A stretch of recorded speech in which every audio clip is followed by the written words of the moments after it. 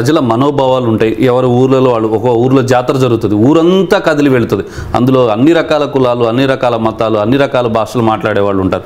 అట్లా ఒక్కొక్క ఊరు ఒక్కొక్క దాని పరిచిన పరిస్థితుల్లో ఇప్పుడు జరుగుతున్నటువంటి తంతుకి మిగతా వాళ్ళంతా కూడా ఇది రాకపోతే ఒక నేరం చేసినట్టు, ఇది రాకపోతే ఇక్కడికి రాకపోతే ఒక మీరంతా హిందూ వ్యతిరేకులైనటువంటి ప్రొజెక్షన్ని ఎంతవరకు చూడొచ్చు అంటారు? రాముల వారిని అడిగితే ఒక్క సెకండ్ కళ్ళు మూసుకొని ఇదే ప్రశ్న రాముల వారిని అడుగుదాం. రాముల వారు ఏమంటారు ఒకసారి ఏం సమాధానం వస్తుంది? నా నమ్మకం ఇప్పుడు అధికారంలో ఉన్నవారు చెప్తున్నది రాముల వారు చెప్పారు. రాముల వారి గొప్పతనం ఏంటంటే రావణాసురుల్లో కూడా రాజనీతిజ్ఞుడు ఉన్నాడు, నేర్చుకోమని లక్ష్మణుని పంపినట్లు మనకు కొన్ని రామాయణ కథలు చెప్తాయి.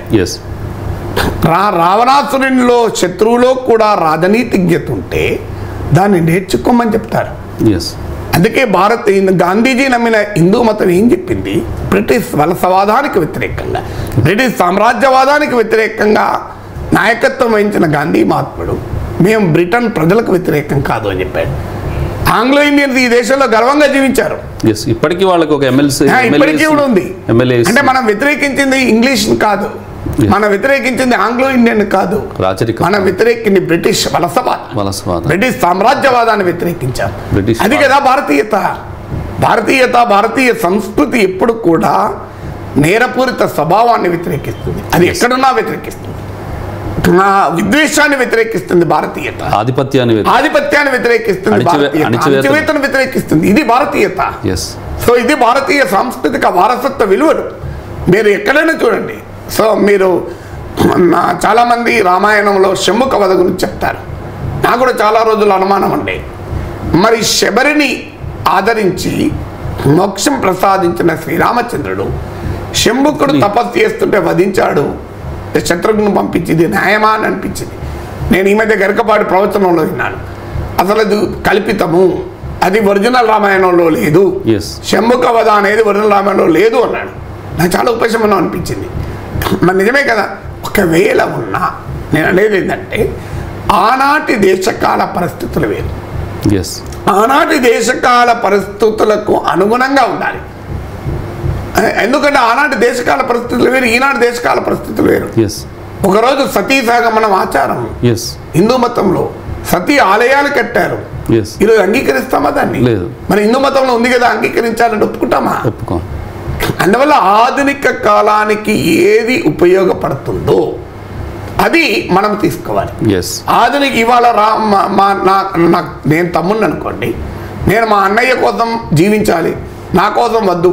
అదే కదా లక్ష్మణుడు జీవించింది, రాముని కొరకే కదా తన జీవితాన్ని అంకితం చేసింది. అంటే నేను మా అన్నయ్య వద్ద నెమ్మడే ఉండాలి. నేను హైదరాబాద్లో ఉన్న, మా అన్నయ్య అమెరికాలో ఉన్నాడు. మరి హిందూ మతాన్ని నేను ద్రోహం చేస్తున్నానా? నేను రాముల వారిని పాటించడం లేదా అంటే అలా ఉండదు. ఎందుకు ఉండదు అంటే ఆధునిక కాలానికి అన్వయించుకోవాలి. ఆనాడు సరైనది కావచ్చు, ఈనాడు అన్నదమ్ముల మధ్య ఆస్తి పంచాయతీలు వస్తే రామాలయానికి వెళ్ళి, ఓ రాముడా మా తమ్మునితో నాకు ఆస్తి పంచాయతీ, మా అన్నతో నాకు ఆస్తి పంచాయతీ ఉంది, ఆస్తి నాకే దక్కేలా చేస్తే నీ గుడికి వచ్చి ప్రదక్షిణాలు చేసి కొబ్బరికాయలు కొడతాను మొక్కుతున్నాడు. అయ్యా నువ్వు ఎవరికి మొక్కుతున్నావు? ఏ రాముని మొక్కుతున్నావు? ఏ వ్యక్తితో విన్నవించుకుంటున్నావు? నువ్వు లక్ష్మణుడు అన్నతో 14 ఏళ్ళు అడవులకు వెళ్ళాడు, భార్యను వదిలేసి. అలాంటి రామునికి నువ్వు ఏమని మొక్కుతున్నావు? తమ్ముని కాకుండా ఆస్తి నాకు ఇవ్వమని మొక్కుతున్నావు. రాముల వారు ఇస్తారా? రాముల వారు అంగీకరిస్తారా? రాముల వారు భరతుడికి రాజ్యం ఇచ్చేశాడే, రాజ్యం తీసుకోమని కూడా భరతుడు ఒప్పుకోలేదు, రాముల వారు ఒప్పుకోలేదే.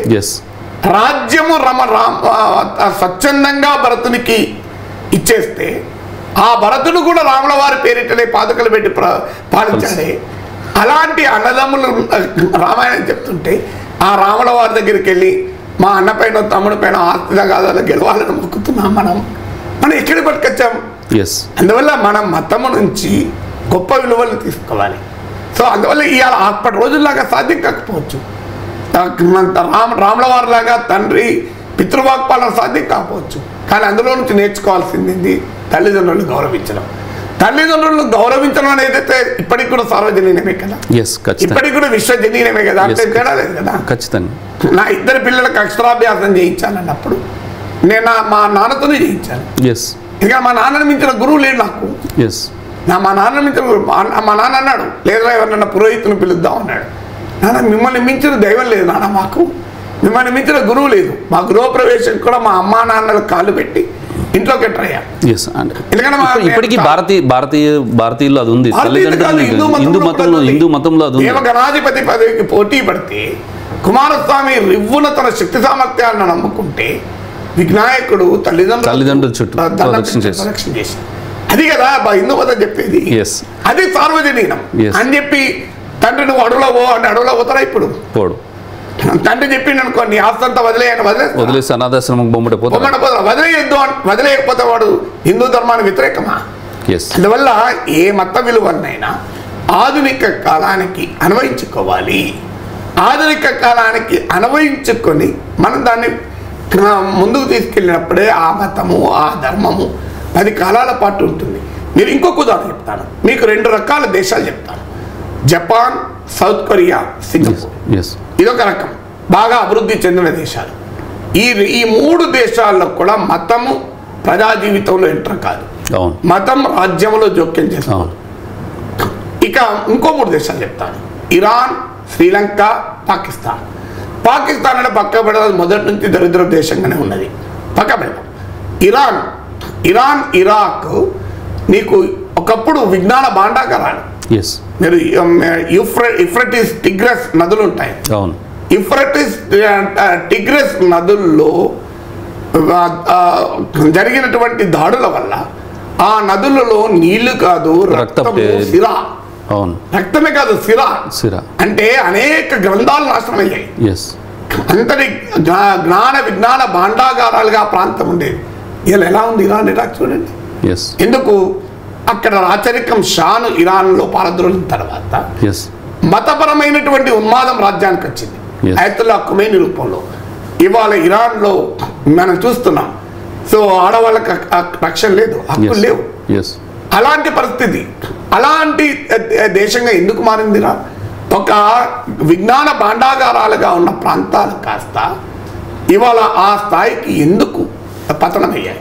శ్రీలంక ఒకప్పుడు మీకు బ్రహ్మాండమైన ఎడ్యుకేషన్, హెల్త్, మీరు ఏ ఎడ్యుకేషనల్ హెల్త్ ఇండికేటర్ని తీసుకోండి, శ్రీలంక టాప్లో ఉండేది. శ్రీలంక ఇది వెల్ ఎడ్యుకేటెడ్ కంట్రీ, చాలా స్టాండర్డ్స్ ఉండేవి. అలాంటి దేశంలో సింబలా జాతే మాత్రమే ఈ దేశానికి నాయకత్వం ఉండాలి, బౌద్ధ మతం మాత్రమే ఉండాలి.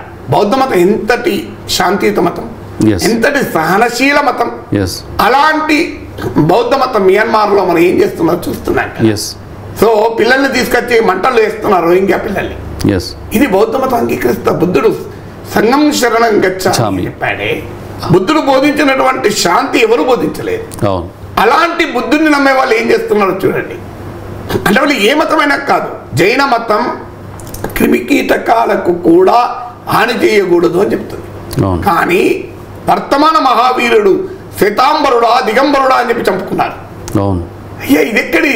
మీరు శ్రీలంక సింహలవాదం, అలాగే బౌద్ధ మతం మాత్రమే ఉండాలి, తమిళ్ ఉండకూడదు, హిందువులు ఉండకూడదు, ముస్లింలు ఉండకూడదు అన్నప్పుడు శ్రీలంక ఈరోజు ఏ గతి పట్టి చాలా దారుణం. సివిల్ వార్క్ అయిపోయి శ్రీలంక ఇవాళ అప్పుల ఊబిలో కూరుకుపోయి ఒక నిరుపేద దేశమైంది. లేకపోతే ఇవాళ శ్రీలంక సాఫ్ట్వేర్ రంగంలో కూడా అగ్రగం ఉండేది, ఎందుకంటే ఎప్పుడో ఎడ్యుకేషన్ లెవెల్లో ఇస్తున్నారు. ఇవాళ జపాన్, సౌత్ కొరియా, మీకు సింగపూర్ స్థాయిలో శ్రీలంక ఉండేది. అలాంటి శ్రీలంక నాశనం అయిపోయింది. అందువల్ల మీకు Sri Lanka, Iran, Pakistan, Japan, Singapore, దక్షిణ కొరియా ఈ కంపారిజన్ చూస్తే అర్థమవుతుంది మతం రాజ్యమేలితే ఆ సమాజము ప్రగతి నిరోధకంగా మారుతుంది, ఆ సమాజము అభివృద్ధి నోచుకోదు. కానీ దురదృష్టం మతం కూడా అనేక రకాల అంతర్యుద్ధాలకు లోనవుతుంది అని నేను అందుకే మీకు ఉదాహరణ చెప్పాను. పాకిస్తాన్, ఇరాన్ ఎందుకు కొట్టుకుంటుంది, బ్రిటన్, ఫ్రాన్స్ ఎందుకు కొట్టుకున్నారు, ఇరాన్, సౌదీ అరేబియా, హూతీలు ఎందుకు కొట్టుకున్నారు ఉదాహరణ చెప్పడానికి కారణం అది. సో చివరిగా భారతదేశ ప్రజలు చాలా తెలివి పరులు, ఆలోచన పరులు, ఇటువంటి రాజకీయాలను కానీ ఇటువంటి వ్యవహారాలని అంగీకరిస్తారంటారా? అన్ఫార్చునేట్లీ ప్రజలు అంగీకరించడం డామినెంట్ డిస్కోర్స్. ఎందుకంటే మన దేశంలో జరుగుతున్నది ఏంటంటే 3 రకాల లోపాలు జరుగుతున్నాయి.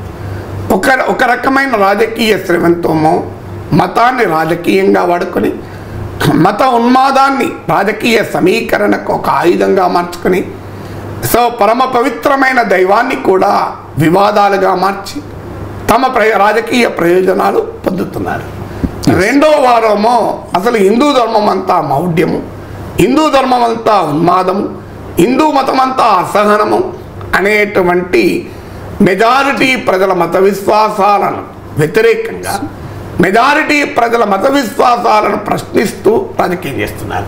ఇక మూడో వారు అటు ఇటు కాకుండా రాజీ పడుతూ లౌకికవాదం పేరిట మైనారిటీ బుజ్జగింపులకు పాల్పడుతూ, లేదంటే ఇప్పుడు ఎక్కడ ఆ మొదటి రకం రాజకీయం హిందూ మత రాజకీయాలు డామినేట్ అవుతున్నాయి కనుక మెజారిటీ మతాన్ని బుజ్జగించే రాజకీయం, ఒకసారి మైనారిటీ మతాన్ని బుజ్జగించే రాజకీయం, ఒకసారి మెజారిటీ మతాన్ని బుజ్జగించే రాజకీయం, ఈ రెండు రకాల రాజకీయాలు చేస్తున్నారు.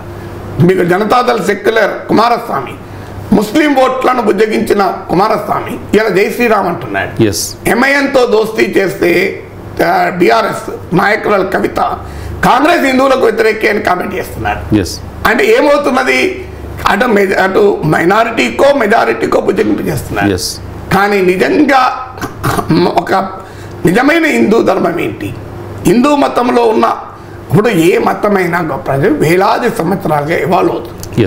ఏ మతములోనూ అన్ని మంచి దొరకవు. ఎనీ రిలీజన్ తీసుకోండి, అన్ని ఆధునిక కాలానికి ఉపయోగపడేవి దొరకవు. ఆధునిక కాలానికి ఉపయోగపడేవి తీసుకోండి, అది తీసుకోవడం లేదు ఎవరు. అది సమస్య. అది తీసుకోకుండా ప్రశ్నిస్తే ఇప్పుడు చూడండి మీరు, ఇప్పుడు ఇది కింద కామెంట్లు వస్తాయి, ఈయన హిందూ ద్రోహి, ధర్మద్రోహి అని. అయ్యా నేను నమ్మే హిందూ మతం, నేను నమ్మే హైందవంలో కుక్క అర్జునుని మునిమనుడైన పాండవ వంశ మహాచక్రవర్తిని ప్రశ్నించిన మతం హిందూ మతం. వేదవ్యాసుని శిష్యుడే ప్రశ్నిస్తాడు.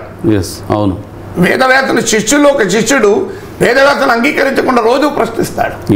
అదయ్యా ప్రశ్నించమని నేర్పింది మతం, పరపీడనం చేయొద్దని చెప్పిన మతం, పరోపకారం చేయమని చెప్పిన మతం, జ్ఞానం బోధించమని చెప్పింది, సర్వంతర్యామి జ్ఞానం బోధించమని చెప్పిన మతం, రాయిలోనూ రప్పలోనూ దైవం ఉందని చెప్పిన మతం, దైవమే ధర్మాన్ని ఉల్లంఘిస్తే ధర్మమే నిలబడుతుందని చెప్పిన మతం, ధర్మాన్ని ప్రచారం చేయమని చెప్పి సమస్త జీవరాశులు, మానవులే కాదు సమస్త జీవరాశులే కాదు నిర్జీవ పదార్థాల్లో కూడా దైవం ఉందని చెప్పిన మతం, నిర్జీవ పదార్థాల్లో కూడా దైవం ఉందని చెప్పిన మతం. అసలు ఏ మతాన్ని పూజించినా చేరుకునేది ఒక్కటే, ఆదిశంకరుడి తత్వం ఇది. ఆ నదులన్నీ సముద్రంలో కలిసినట్లే ఏ దేవుణ్ణి పూజించినా ఏ మతాన్ని ఆచరించినా చివరిని చేరుకునేది ఆ ఈశ్వరుణ్ణి. ఏం చెప్తాడు శంకర భగవత్పాదుల వారు, రామకృష్ణ అదే చెప్తాడు, రహదారులు ఏదైనా ఉండేది చేరే చోటు ఒక్కటే.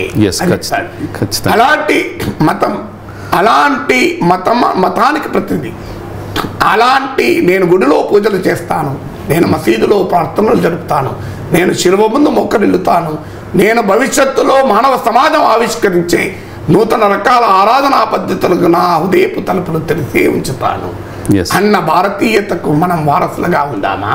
సంకుచితమైన పరమత దేశంతో పరపీడనాన్ని ఆయుధంగా మార్చుకొని విద్వేషంతో జరిపే మూక సంస్కృతికి హిందూ మతాన్ని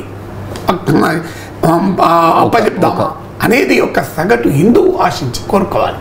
if you're a true Hindu, నీ హిందూ ధర్మం ఏం చెప్పింది అనేది ఆలోచించాలి. If you're a true Indian, నీ భారతీయ సంస్కృతి ఏం చెప్పింది. If you're a true human being, మతాల కన్నా సిద్ధాంతాల కన్నా మానవీయత గొప్పది. ఆ మానవీయతను మించిన మతం లేదు, మానవీయతను మించిన ధర్మం లేదు, మానవీయతను మించిన దేశ సిద్ధాంతం లేదు అనేది గుర్తించగలగాలి ఖచ్చితంగా.